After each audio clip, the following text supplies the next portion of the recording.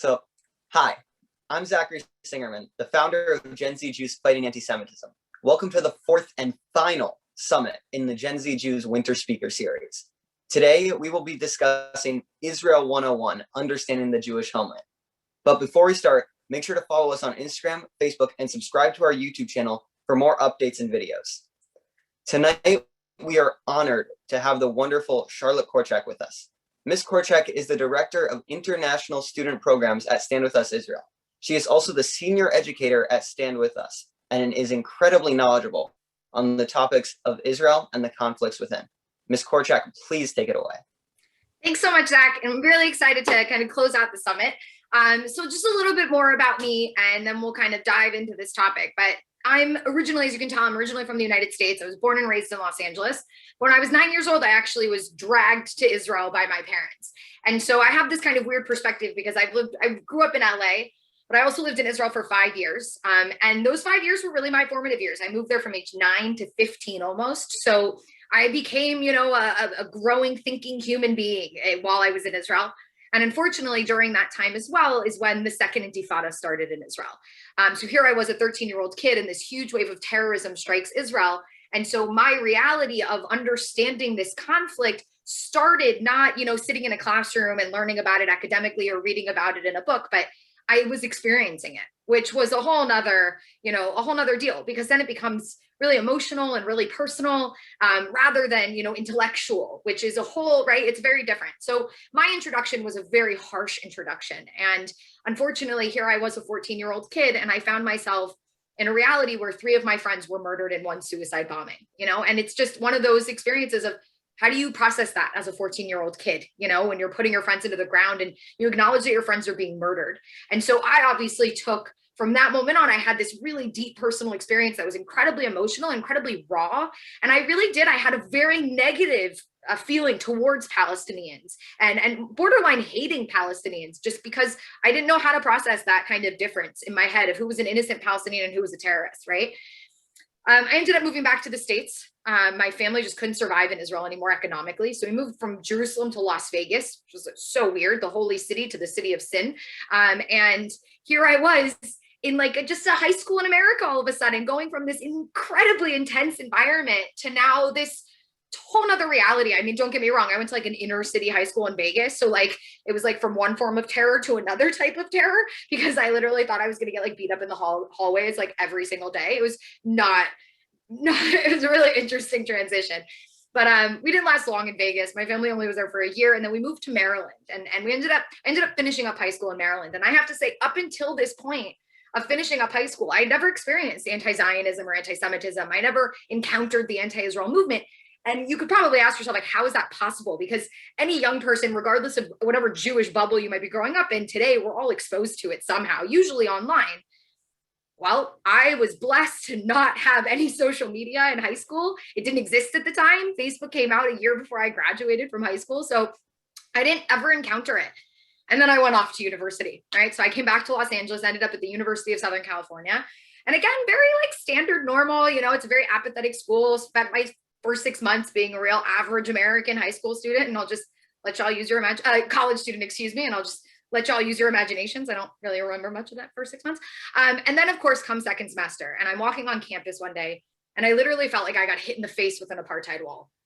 Now, again, today, when you say apartheid wall in front of a bunch of young Zionists, they know what you're talking about. But back then, I didn't know what this thing was. I didn't know what apartheid was. I didn't understand the analogy that they were making. And of course, on this structure, it was Zionism is racism, that we're committing a genocide, all sorts of horrible things that I had no idea how to respond to. Because again, nobody ever sat me down and was like, hey, so there's these people who kind of hate and spread misinformation, and here's the facts, right?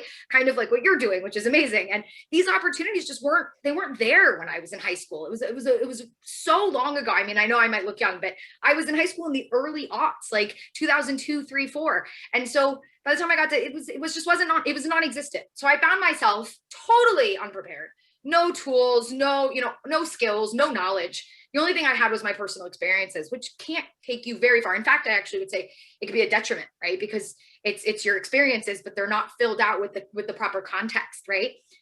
And I didn't know how to defend myself and defend Israel. And it was kind of the worst feeling in the world. And so I went on this journey of like, I want to know, and I want to know everything because that's who I am. Like, I don't go small. I go big, go big or go home. So I dove deep, and I've spent the last 15 years of my life studying this topic and trying to understand it. Yes, first of all, from our perspective, from the Jewish perspective, our history, but then really having the opportunity after moving back to Israel 8 years ago to dive really deep into the Palestinian perspective as well, going into Palestinian homes, going into Palestinian areas, seeing the way that they live, seeing what, occupation, this term that's really loaded and heated, and we'll talk about it, but seeing what that looks like in the eyes of the Palestinians and hearing their stories, which changes everything. And so where I am at now as the senior educator for StandWithUs is somebody who really tries to give students real raw information. I'm not here to kind of push you in one political direction or the other. I really don't care if you're right wing, left wing, or a hot wing. I just want you to know why you're a hot wing. That's the idea. So to me, it's about having the information, having the facts, so that you as young people can go out and make up your own mind. No one needs to feed you an opinion, right? You have a brain and you can think for yourself, but it should be an informed opinion. It shouldn't just be what your parents tell you. It shouldn't just be how you feel. It should be based on facts, right? And that opinion should evolve. It should evolve as you learn more. And that's the beauty of opinions, is that they can evolve and they can change and they can kind of pull you in different directions as you learn more. So that's what we're here to do. And I'm really, really excited. So I'm going to hand it back to Zach to carry forward. Thanks.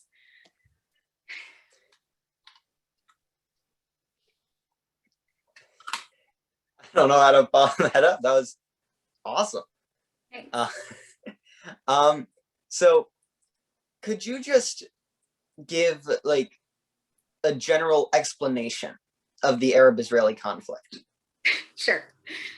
It's so funny if like we hadn't prepped these questions, someone would be like, really? A brief, overview of the conflict. Mm-hmm. One of the more complicated conflicts in the world. But yes, no, we definitely can. When I talk about kind of understanding the conflict, what I think really we need to hone in on are the root causes of the conflict, right? Because I think today there's a lot of conversation of kind of the circumstances of the conflict, the symptoms of the conflict, right? People tend to say, oh, it's a conflict about human rights, or it's a conflict about racism. And it's like, no, there are human rights issues and there is racism, but those are symptoms. That isn't the reason that this fighting is happening or that this conflict has ensued. So let's go back and understand the root causes. I would say there's three core and one kind of underlying or undertone. And so let's start with the first one. The first one is land, okay? The reality is that there are Arabs today, Palestinians, and the Jews who both argue that this land, the land between the river and the sea, is theirs, and that they should have a state in that land, right? On both sides, you have extremes that say that all the land is theirs, right? That from the river to the sea, that should be their whole country, and that the other side doesn't have a right to have a country in that land.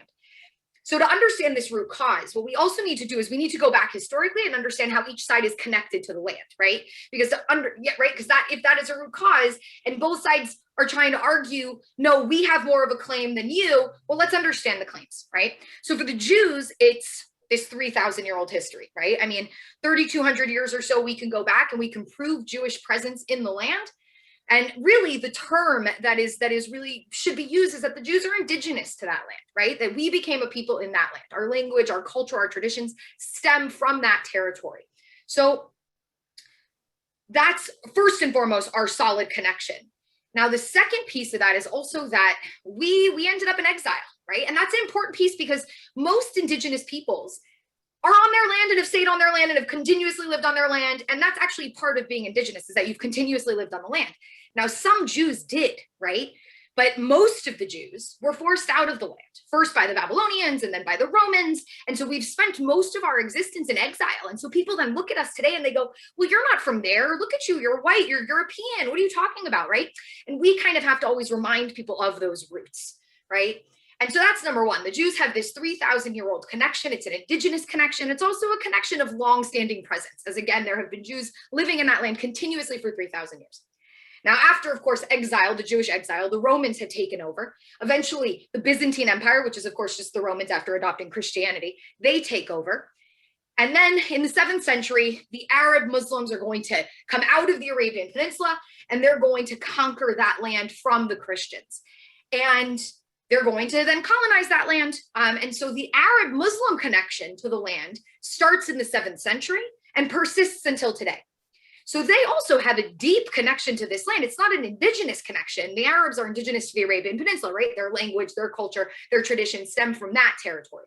But they do have a connection of longstanding presence. I mean, again, hell, some of them have been there for 1,300 years. That's more than enough time to feel deeply connected to a land.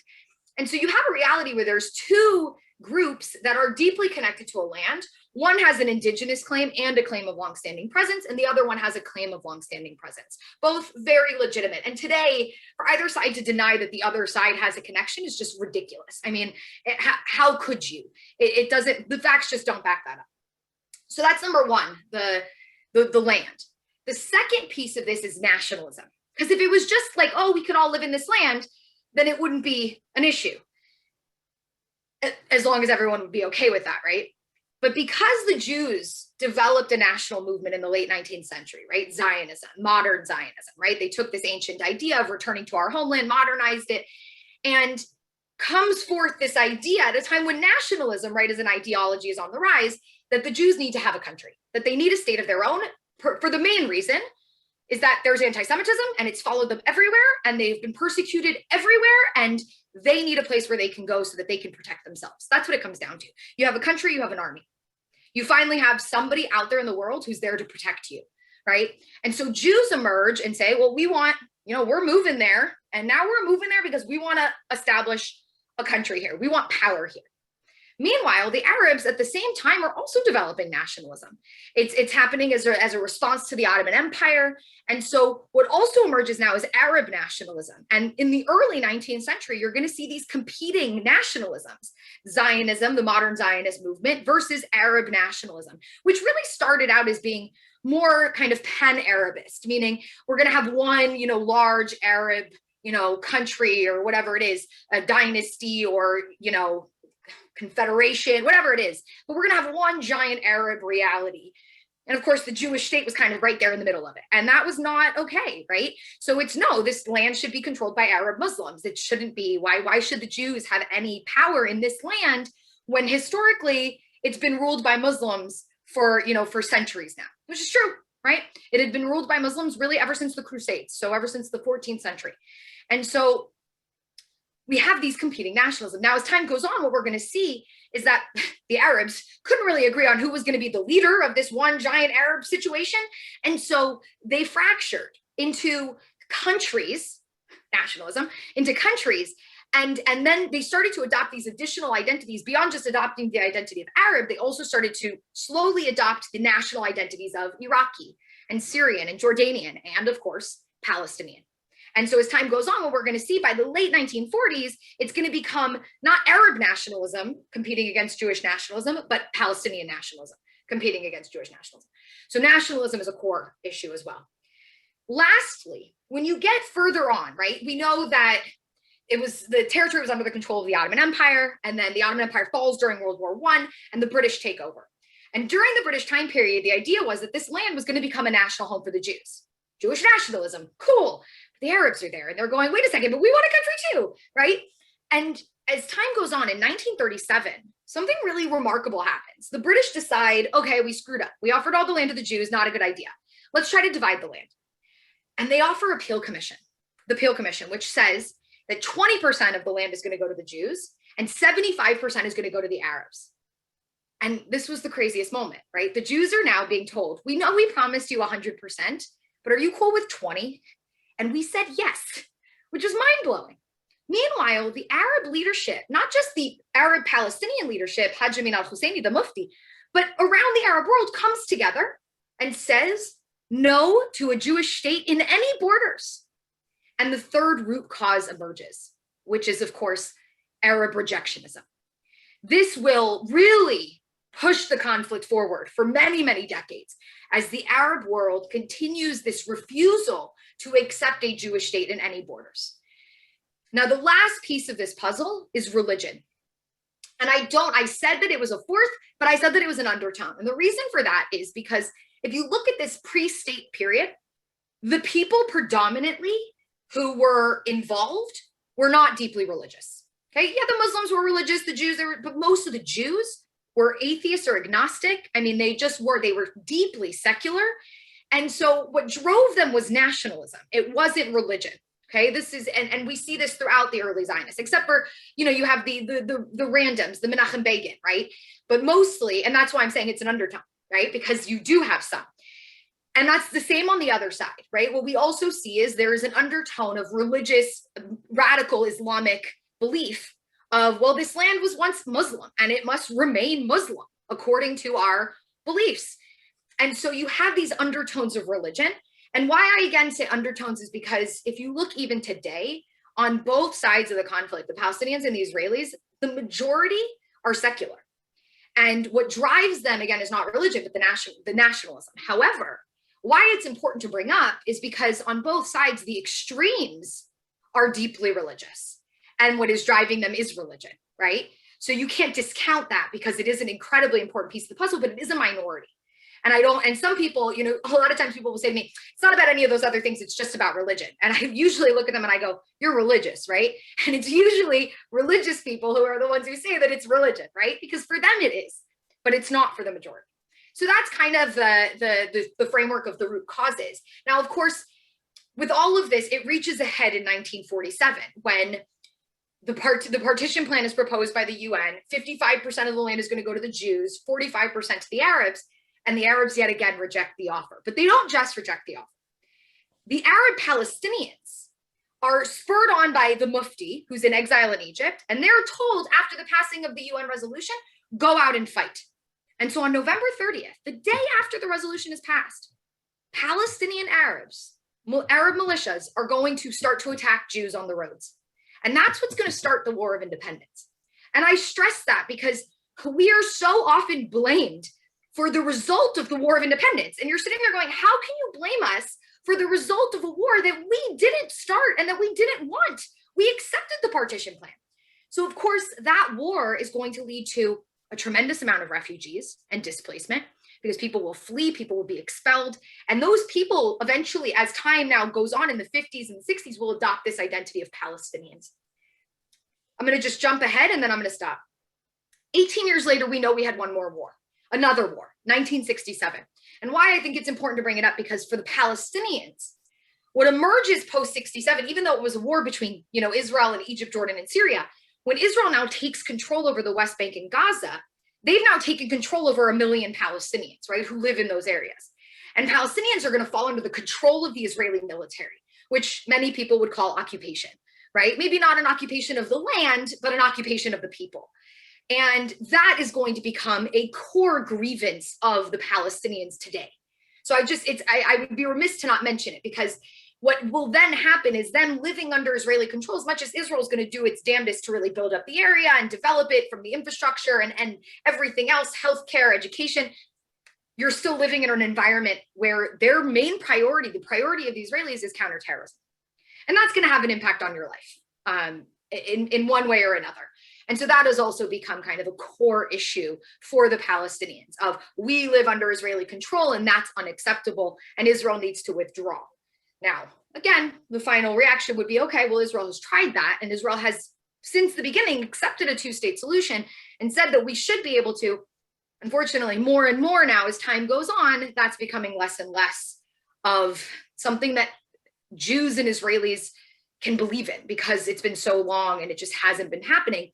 And this goes to the last point, which is Arab rejectionism turned into Palestinian rejectionism as well. And so as much as that was a root cause of the larger Arab-Israeli conflict, it's now the Arab-Israeli conflict is actually ending because they've let go of rejectionism. They're recognizing Israel. They're making peace with Israel. But the Israeli-Palestinian conflict is alive and well because land, nationalism, and Palestinian rejectionism is still alive and well. Those issues are still core to this conflict between the Israelis and now the Palestinians, right? So it started out as this wider Arab-Israeli conflict, but as time went on, it really evolved into two different conflicts. One that today is ending, another that is really, unfortunately, going strong. I would say it's not getting better, but it's not, and it's also not getting worse. Whew, okay, you said short. I tried to keep it short. I did my damnedest. It's not an easy conflict to explain, but I think that covered a lot of the good points. So do you think that things in just like the past 5 to 10 years have really like escalated or de-escalated?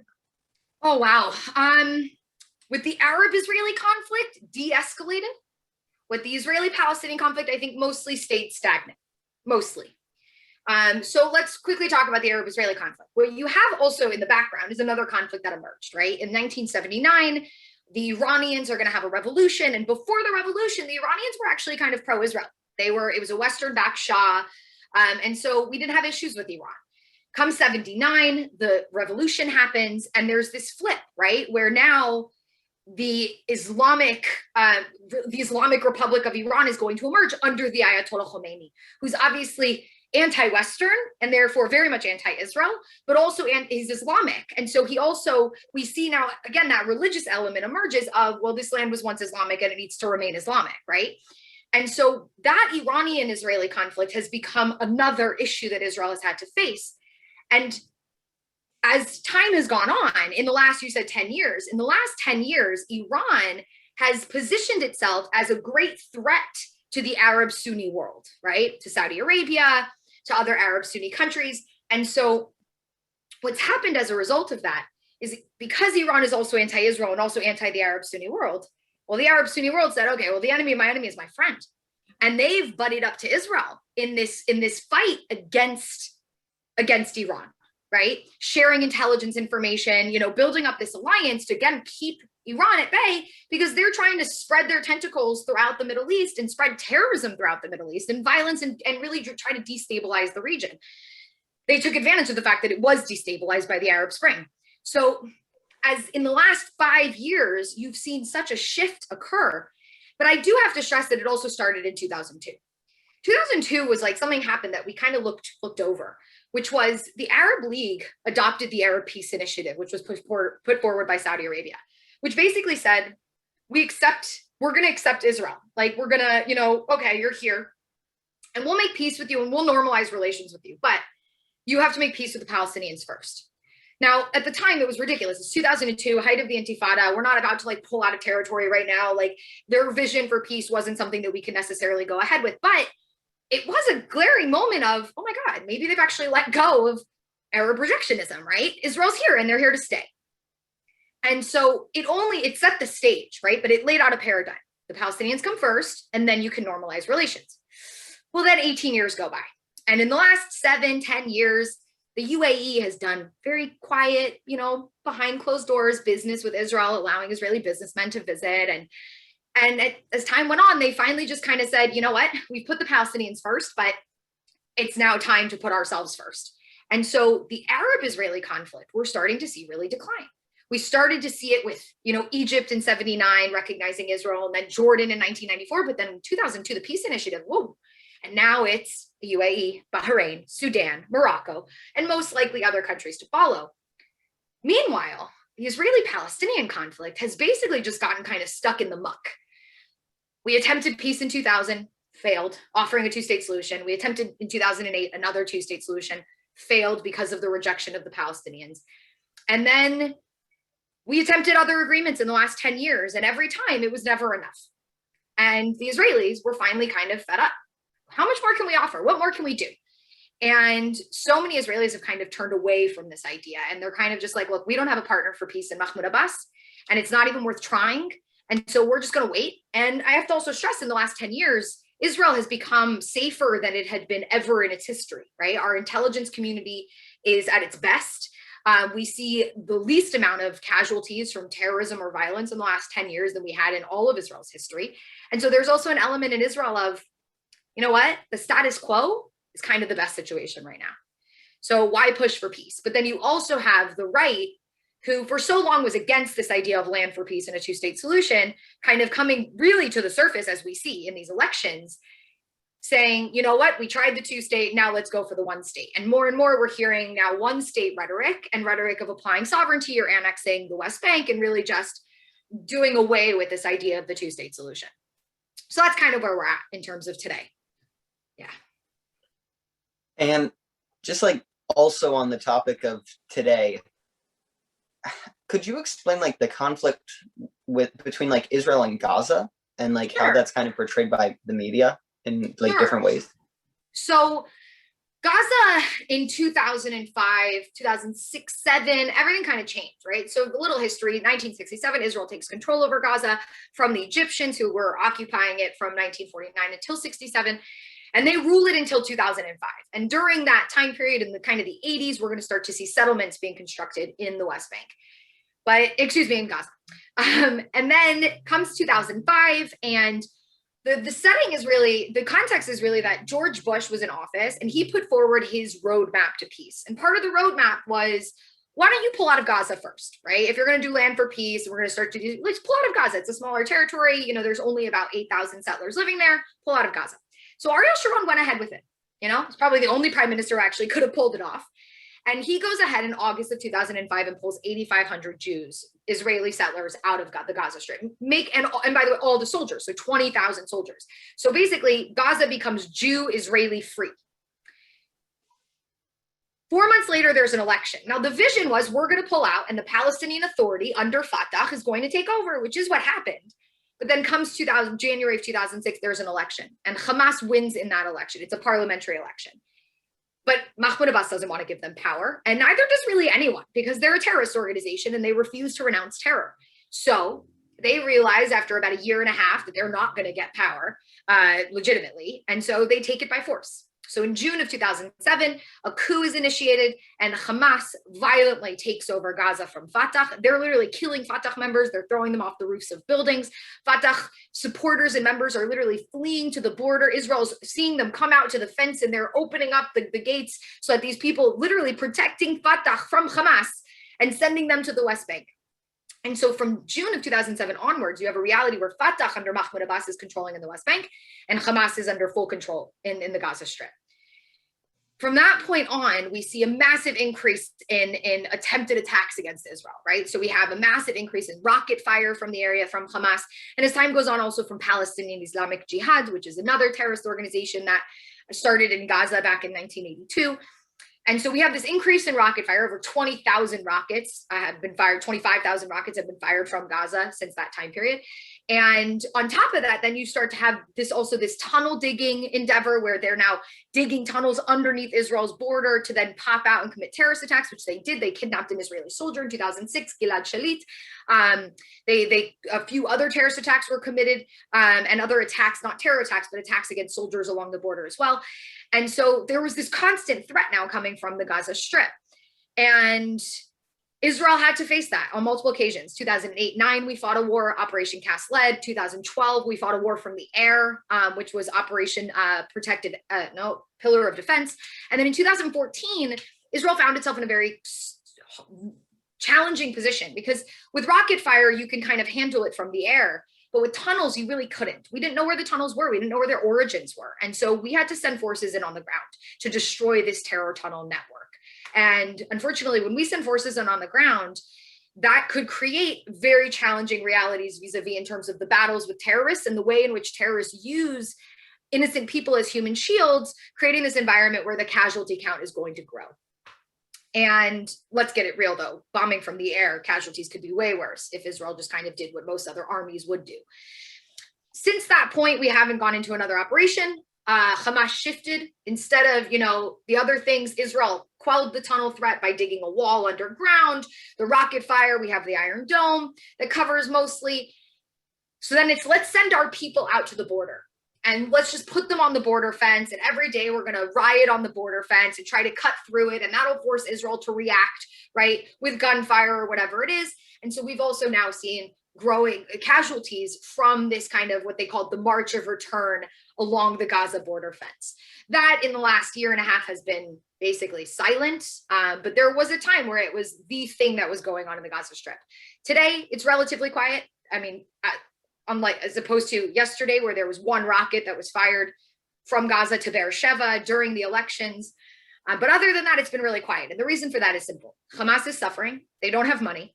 And the people don't have money. Forget the fact Hamas is suffering, but the people are suffering way more. But because Hamas is suffering and they want money, Israel basically says, if you attack us, you're not going to get any funding. And if you don't attack us, we'll continue to send money into the Gaza Strip from Qatar or wherever it's coming from. And so basically we've had kind of this ceasefire with Hamas for the last year or two, where mostly there isn't much going on. Every so often, maybe a rocket here, a rocket there, Israel responds, but no major operations in over 6 years. So it's not a good reality. And I've spoken mostly about just the kind of the threats. The one last thing that I'll say is the humanitarian reality in Gaza is a disaster. And the hardest part is there's almost nothing that Israel can do other than continuing to send in the 30,000 tons of aid that they send in every week to Gaza. Problem is it goes into the hands of Hamas because we don't have control once it crosses the border. And then Hamas decides what to do with it. And so there's so little that Israel can actually do because we can't interfere, because when we do interfere, then it's like, you're occupying, whatever it is. And the people in Gaza are suffering every single day. Unemployment's at 75%. They don't have clean water. Food is not exactly, it's hard. How do you buy food if you don't have money, if you don't have employment? Also important to note, there are 2 million people who live in this tiny area, and 1 million of them were born in the last 25 years, which means that half of the population of Gaza are under the age of 25, didn't vote for Hamas in 2006, and they look forward to their future, and it's not looking forward, it's looking into disaster. Because even if I go to college, I'm not going to have a job. What's my future? It's bleak. It's bare. It's nothing. And when you're in that kind of situation and Hamas then says, come work for us, and we'll pay you a nice salary, what do? Well, you join Hamas so you can feed your family, So there's a lot of, sometimes people will say, well, there are enemies and we should just, wipe out Gaza because they're all just terrorists. But really, it's a lot more complicated than that. And I mean, if you don't hear about what's going on in Gaza and have empathy for the Palestinians, you don't have a heart, because they're not all terrorists. And even sometimes those who do join Hamas don't do it because they hate Israel and want to kill innocent people. They do it because they just want to feed their families. I mean, it's such a sad situation. Probably the worst part not the worst part, but an even sadder part of it is that nobody's really trying to help them. And there's all these people who are, anti-Israel and we're for the Palestinians, but you ask any of them, what have you done for somebody in Gaza today other than demonize Israel, which isn't helping anybody. If anything, you should be demonizing Hamas, not Israel, because Hamas is in control and Hamas is responsible for what's going on. Sure, Israel has a blockade around Gaza, but again, humanitarian aid, food, water flows into Gaza freely from Israel. So that's not what's causing the issues in Gaza. What the issues in Gaza are created by a government, right, quote unquote, a government, Hamas, that has spent 85% of their budget on terror and 15% on the actual people and the infrastructure and on building up the area. So of course it is where it's at, because if a government just lets a territory fall apart, well, this is going to be the reality, 10 years later. And that's where we're at. It's really, really sad. Gaza is hard to talk about. Mm-hmm. Yeah. And with Gaza really being hurt mostly by Hamas and Israel really trying to help the people, do you think the media in the US or anywhere else in the world really shows that? I think they're complicit. I've actually said this in the past. I think they're complicit.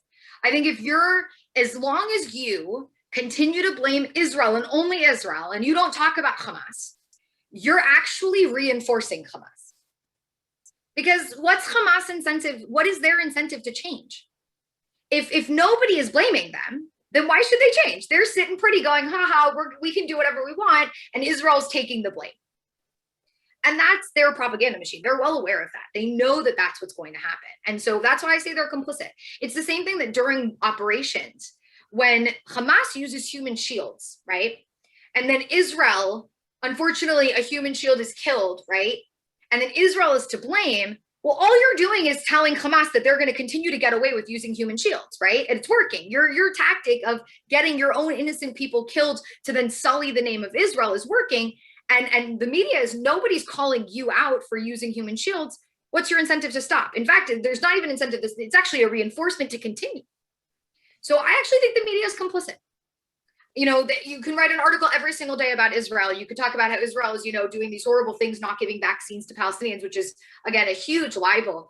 But you can't spend time focusing on these people. It's such a double standard. And I genuinely think they're complicit.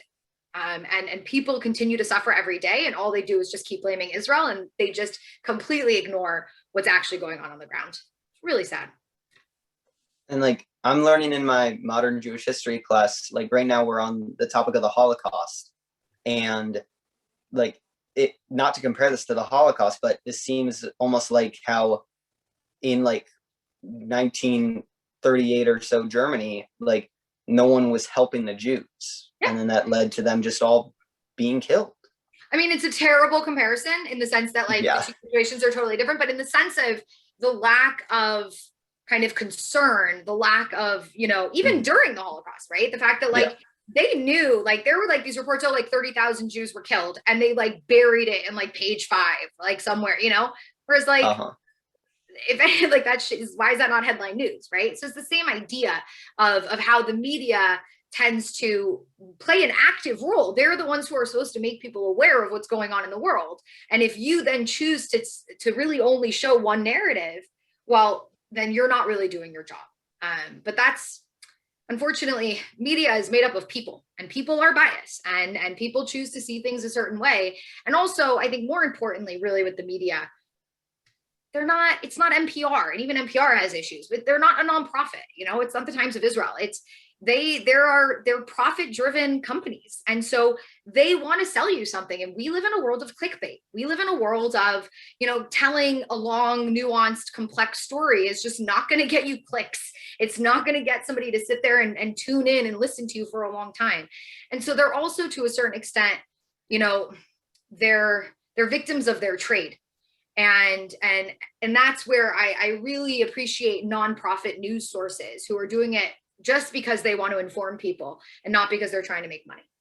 So that's another piece. I don't like look at the media and say, oh, they all just like hate Jews and hate Israel. Like, really not. I think it's much more the profit driven aspect of it, that they choose the most sensational and most, you know, if it bleeds, it leads, as they say, right? So they're only going to start to tune in to Israel when Israel starts bombing Gaza, not when there's a bunch of rockets being launched into Israel with very few casualties because of the Iron Dome, right? So they're only going to start to turn it on when Israel responds. And then it just looks like Israel's just blowing up Gaza for no good reason, right? And then the rockets, and they're like, oh, rockets. And people are like, well, of course Hamas are firing rockets because Israel was attacking Gaza. And everyone thinks that it's, right, that it's all about what comes first, right? And everyone thinks, oh, well, Israel started bombing them, so of course they're responding, right?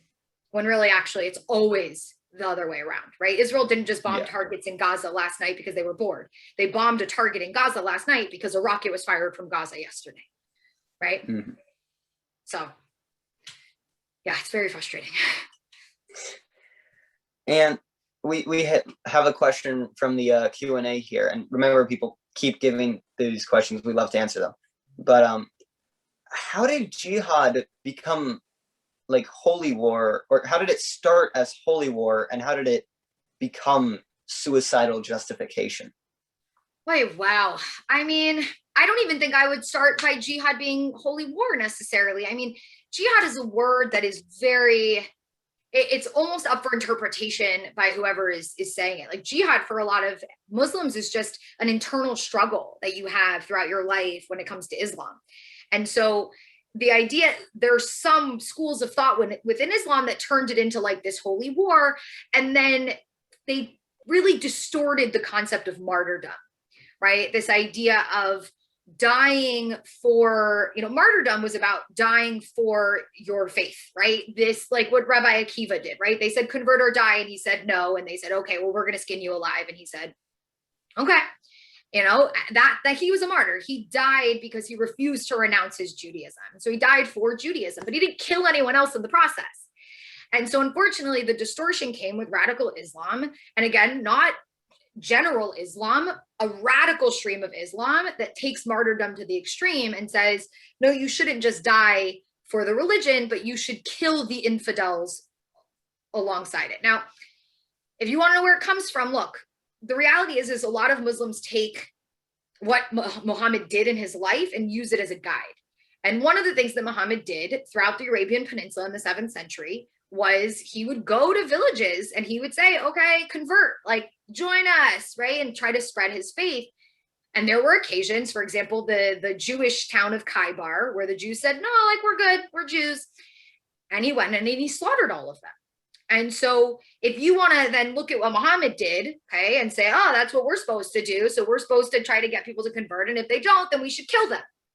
And then taking it to the point of, okay, well, if the easiest way to kill them would be to martyr myself, I'm going to do that. And then there's this idea, of course, within Islam that if you are a martyr, you then go on to get these 70 virgins in, in heaven. And so there's a lot that build up to it, but I do want to stress there are streams of Islam that are incredibly peaceful, that kind of said, okay, like that was the 7th century and like that's how things worked in the 7th century, but now we're in the 21st century and you don't kill people anymore to try to get them to join your religion, right? I mean, Christianity did the same thing, right? The Crusaders, on their path through Europe into the land of Israel, they slaughtered Jewish communities along the way who wouldn't convert to Christianity. So it's not like this was only Muslims who did this, but again, keep it in the time period, right? But Islam has it some have evolved and said, no, that's, that time period, but others have said, no, we need to keep doing this. This is what Muhammad did. This is what we need to be doing. So that's that. I mean, it's any religion, we all have, think of Judaism, how many, different streams and distortions there are of Judaism, to the point that we've excommunicated people because of how much they've distorted the religion, like the Naturi Karta, right? So it happens, I think, with every religion. And the current one that is the most radical today is unfortunately Islam. I mean, I say the most, probably also because they're the largest religion in the world, right? Or the second largest religion in the world. I mean, there's almost 2 billion Muslims. And so even if 10% of them are radical, that still is what, 400,000 people? If my math is correct, I suck at math, so forgive me, I'm a historian. But it's a lot of people, even though it sounds like, oh, it's just a small portion, but in the world, it's a huge number. And that's why it feels like it is the biggest threat. Yeah. And another question from the chat. For Gen Z, if we're in college or going to college, how do we respond to criticism of Israel and how do we respond to BDS? So criticism of Israel is just, you got to learn. You got to learn, you got to know the facts. You have to, that's really what it comes down to. I mean, you can also then learn effective communication and how to communicate the message. There's a whole nother class, but really, I mean, you could be the greatest communicator in the world, but if you don't have the information, you're not going to be effective. So you gotta learn this stuff. There's no way around it. Okay. And sound bites are really not going to help you when it comes to real conversations. So you got to learn this information, and Stand With Us and so many other organizations are out there to give you those resources. But I really do want to highlight Stand With Us just because I think we are the go-to when it comes to education. There are a lot of other organizations that teach activism really well, but Stand With Us, I think, just does the best job at teaching the facts and the information without a bias. And I think that's key, because there are some organizations that are great at educating on their perspective, which is important. You need to understand, but just get the facts. I think Stand With Us does a great job. And so you could seek out our material. We have a great internship program. We have a TLC program for high school students. When you go off to university, we have an Emerson fellowship program that students can join to get more trained and more educated. And when it comes to BDS, BDS as a movement, the boycott, divestment, and sanctions movement, is a very toxic movement. And it is, in terms of the rhetoric that it espouses, it is very anti-Semitic. But they hide behind the veil of being anti-Zionist, but really it's a veil. It's exactly what it is. And so again, I don't want to go into too much detail just because it really is different on each campus and how you would tackle BDS. But I think the key here is, first of all, just understanding the movement as kind of an anti-Semitic movement that says that it's pushing for a peaceful resolution, but it's really not. What it really is pushing for is justice for the Palestinians. That's what it says. And even the leader himself, the leader of the movement, Omar Barghouti, has come out and said, it's not about, just, ending Israel's presence, ending the occupation in the West Bank, but it's really about a full right of return for refugees, which would essentially eliminate the state of Israel. And he was very explicit about it. He didn't, shy away from it. And so we also have to promote it as this is a movement that is very clearly trying to destroy the existence of a Jewish country. And that's the core framing of it. How it manifests on campus is usually through divestment resolutions. And again, I'll stress, I actually think Stand With Us also, and I think most organizations would actually agree with this, Stand With Us is also your go-to when it comes to countering BDS on campus. We have a BDS guru who has run our campus strategy department for now years, who has been at countless divestment meetings, who has developed strategies across the US, across the world, to help students counter divestment on their campuses. So I think the key also, most importantly, is know your resources. Know that there are so many organizations out there to help you. Stand With Us is definitely one of them, because we also understand you're students. You have to actually study and like get good grades and get through school. And so we're there to pick up the slack, right? We are paid to pick up the slack on your behalf and help you write the speeches and help you, plan the strategy. So use your resources. And know that you're not alone, I think, is the more important thing that I can say on all of this. But each claim is going to have its own response. BDS is going to have a unique response depending on what's going on. So just keep learning and keep growing in terms of knowing the facts and knowing your resources, so that when you do face it, you'll be prepared, or at least you'll have a source to go to say, hey, I need help with this. And I will stress, I'm definitely one of those sources. If you want to reach out to me as an expert, you hear a claim made against Israel and you're just not sure and you don't have time to go and look on Google, which is a whole mishigas of stuff because there's so much BS on Google. Let the experts do the work for you, right? And so you can send me a DM on Instagram. My name's Charlotte Korchak. There it is. You can, email me, and I will happily be there to help, just answering questions, because I know how hard it can be sometimes. So just know your resources and know your information. So read books, study, get the core facts down so that you can feel more prepared and more confident to have those conversations when they come your way. And so going back to history, how did the back and forth of Christianity and Islam over like Jerusalem and like the land of Israel, how did that turn into like the blame of Jews instead of hating the other? Oh my gosh. So Christian let's start with the evolution, right? So the Jews are in power in the land up until about 70 of the Common Era, even a little before. Actually, the Romans already kind of started to kind of strip away our autonomy. And the Romans end up taking over. The Romans are pagans, right? They're not Christians yet. About 3 decades later, the Christians are going to adopt Christianity. The Romans are going to adopt Christianity in the Eastern Roman Empire under Constantine. And there were 2 messages that starts to really come out against the Jews, which is that the Jews killed Christ, right? That the Jews killed Jesus, that we were responsible for the death of Christ. And the second is Constantine really put forward something that's called replacement theology, which is that the Christians replaced the Jews, right? The God came to the Jews had a covenant, but the Jews betrayed their covenant. And then God found a new people, which were the Christians. And because the Jews turned their back on God, the Jews have to be kind of this lowly, desolate people.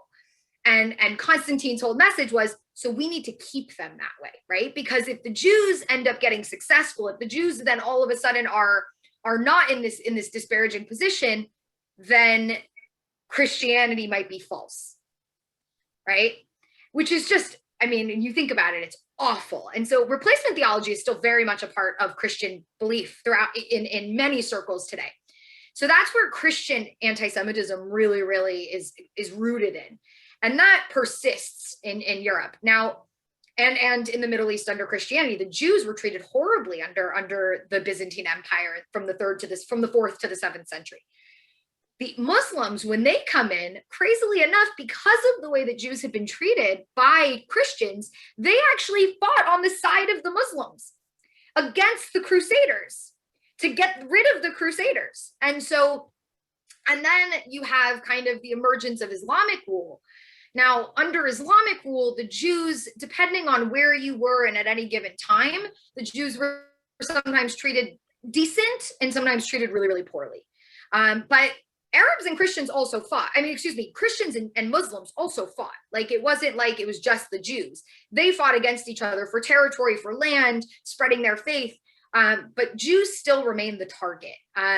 Now, I explained why in Christian tradition. In Islamic tradition, it's harder because Jews are supposed to be protected. They're called dhimmis, which are people of the book, and that's Christians and Jews, who are not seen as infidels, right? They're seen as people who should be protected under Islam, but they're still second-class citizens, meaning they pay a special tax and there's all sorts of different restrictions. And depending on where you lived at any given time, the first time that Jews had to like wear something like a sash or something that actually identified them as Jews was not Nazi Germany. It was actually in the Islamic world. And there were all sorts of laws, like synagogues can't be taller than mosques. Jews can never be taller than Muslims. So you can't ride a horse on the street, let's say, because there might be a Muslim walking. I mean, really just stuff to keep Jews as second class beneath the Muslims.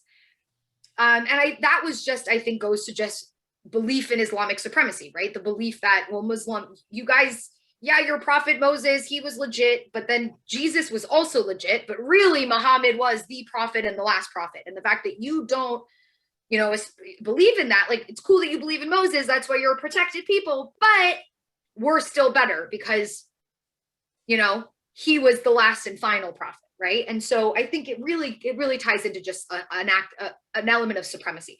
And that also plays again in Christianity, right? Because the Christians believe that they were the new covenant. And so the Jews have to be second, right? Because if they emerge as higher, then it's like, well, maybe then we're wrong, right? And that's also the difference really with Judaism and the Jewish people. We're not just a religion. We really are a people way more. And so we're in the terms of a religion, we don't believe that everyone needs to believe what we believe. In fact, even Jews don't have to believe what we believe, right? Funny enough, like you don't have to believe in God to be Jewish. But Christianity and Islam are both religions that believe that the entire world should be Christian or the entire world should be Muslim. And so they have an element of proselytizing and throughout their history, convert or die, right? Jews never had that. Jews were like, we're good. We're just us. You don't need to be like us. And but when we refused to convert, well, we became the target. So I don't know if that answered the question fully, but again, Jerusalem was kind of center stage for a lot of what I just said, right? So that's why I think I went there because, Jesus was killed in Jerusalem, and then the Muslims and the Christians fought over Jerusalem. The Jews were invited back to Jerusalem once the Crusaders were wiped out, kicked out by the Muslims. So hopefully that answered the question. And I'm sorry to everyone else who put their questions in the chat, but we're going to go on to our final question for tonight, which is, do you think that there's going to be more normalization of Israel and more peace deals for Israel in the near future? Yeah, and really quickly, I'm going to try to rip through some of these questions if that's okay with you, just because I feel like yeah, no problem at all. So the question about Mati Friedman, a journalist and writer who said that there is proportionally more coverage of Israel than other regions. What are my thoughts? It's true. It's true. I mean, anywhere you see that Israel is covered more than most other conflicts, the second largest press corps in the world usually sits in Jerusalem after the White House. And it kind of just reminds me about how Jews are oftentimes disproportionately kind of talked about in the world. And this is just another one of those realities. There's kind of a microscope on our conflict when many other conflicts are happening. The one thing I will say is, because we're a democratic country, it's easy to sit in Israel as a reporter because you have freedom of press and there's no threat of you writing what you want to write or covering what you want to cover. So of course, if I'm going to cover the Middle East, I'd rather live in Jerusalem and then, cover more about Israel. And if I need to then, cover Syria or cover Gaza, well, I'm close enough, but I'm living in a safe area, right? And so that also plays a role. Do you think going to Israel is important for genuinely to remember Israel? Yes. Young people should go to Israel. Young people should go to Israel. You can learn about it theoretically, you can learn about it in a classroom, but nothing is like going and seeing it with your own eyes. The understanding develops so tremendously. So, go on so many programs. There's so many high school programs from NCSY to BBYO, USY. I mean, every youth movement has a program. So take advantage of them if you can, or if not, do a gap year if you can. Go on Birthright, whatever it is, get to Israel because it'll change everything. And then lastly, there was a question about the Abraham Accords, which ties right into what Zachary was talking about. The Abraham Accords have been an amazing development. It was about time. To be honest, if you've studied like the last 10 years, it made a lot of sense that countries like the UAE and Bahrain would have done this once they kind of felt like they could do it without getting really a lot of backlash. And the backlash isn't coming because the threat of Iran and because people are kind of like, young people, especially in the Middle East, have kind of moved on. They don't remember wars with Israel, right? The last war with Israel was 1973, and not the UAE or Bahrain, Sudan, or Morocco were involved in those wars. And so it's just kind of like, for the younger generation, it's just, why should we care about this? Like, okay, yes, the Palestinians are suffering and we should have a concern, but I also need to like grow up and get a job and have employment and feed my family. And that's going to be my top priority right now. And whatever I can do to help the Palestinians, I'll also do, but like, we have other priorities. And helping the Palestinians doesn't automatically also mean that you have to be against Israel, right? Which is, I think, the most important point of all of this is I'm very much pro-Israel and I'm pro-Palestinian. And I think that's so important that people understand that it's not zero sum. So to answer your question about what's next, we have now Egypt, Jordan, the UAE, Bahrain, Sudan, Morocco. What are we left with? We've got Saudi Arabia, we've got Oman. Probably two countries that will follow suit. Sorry, I just have to say, Andy, it's so nice to see your message and I wish I could see your face. And I so appreciated your email and I'm just so grateful. It's so nice to see you. And so really, you've got Saudi Arabia and Oman who are probably going to follow suit just in due time. But let's understand that the Saudis have been dealing with Israel now for many years. The Omanis have been working with Israel quietly since the 70s. I mean, it's remarkable. So it would just be formalizing it and making it public for the Omanis. And for the Saudis, it's kind of like the prince is all about it, but the king is still a little old school. So we got to just wait until things kind of get to a point where they're able to. But they're on that train, it looks like. Obviously, there are countries that are more aligned with Iran, Hezbollah in Lebanon, the Syrians, the Iraqi militias. Iraq is just very unstable. And then, of course, the battle over Qatar is obviously the Houthis versus, so that's obviously not going to happen anytime soon. But Oman and Saudi Arabia are probably our next prospects. Maybe Tunisia at some point, a country that really tried to really turn democratic in the last few years. Libya, nowhere close, but we've made immense progress. And I think, again, the feature that we are seeing is that it's finally okay to kind of be okay with Israel. And it's starting to a certain extent from the top down, but these countries are also very much embracing, like, it's not just going to be like Egypt, where the regimes, the governments made peace, but the government in Egypt continued to preach anti-Israel rhetoric and anti-Jewish rhetoric to their people throughout their whole, time period and throughout this whole history. And so it didn't carry on to the people, but these countries really have every intention of making sure that it's top down, but that the people embrace this. And we're seeing that with the travel arrangements that are happening between these countries. We're seeing it where Saudi Arabia now has pop culture on shows where Jews are finally being depicted in a positive way. Little small changes that are actually really huge for this region. And so I'm very optimistic, and that's very rare, by the way, for me to be optimistic, I gotta say. So I am optimistic in that sense. When it comes to the Palestinians, unfortunately, we're very, very far away, I think, from any kind of reconciliation. And to me, it's about educating ourselves, educating others, and hoping for a younger Palestinian generation that is more kind of willing to listen, to work towards a real solution, and to let go of certain things, the same way that some Israelis and some Jews have to let go of certain things and learn to really embrace compromise and embrace sacrifice for the purpose of ending a conflict and ensuring a better future for children on both sides. But again, we're far away, but we could be the generation that makes that change. So again, educate yourself and educate others, because that's where it starts. It starts with just people understanding first and foremost.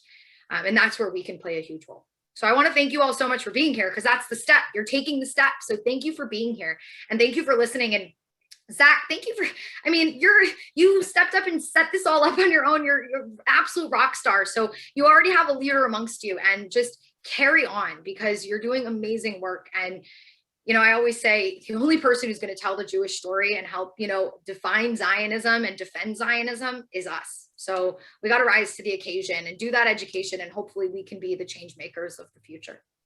So thank you. Well, thank you, Charlotte, so much for coming today and agreeing to speak with us for this hour. And to everyone who came today, thank you for coming and watching. And make sure to follow us on Instagram and Facebook, and subscribe to our YouTube channel. And we'll be giving updates and videos there. But once again, thank you so much, Charlotte, for coming on today. My pleasure. Have a great, wonderful evening, everyone. All right. Bye, everyone. Thank you. Bye.